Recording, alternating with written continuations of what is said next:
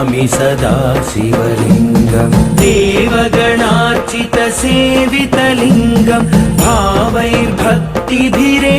च लिङ्गम् दिनकरकोटिप्रभाकरलिङ्गम् तत्प्रणमामि सदा शिवलिङ्गम्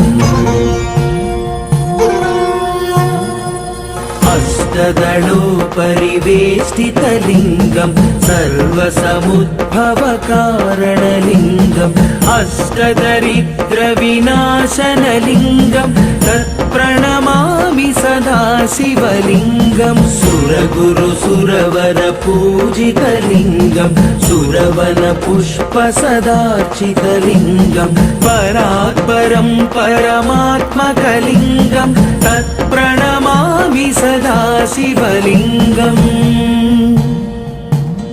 लिङ्गाष्टकमिदं पुण्यम्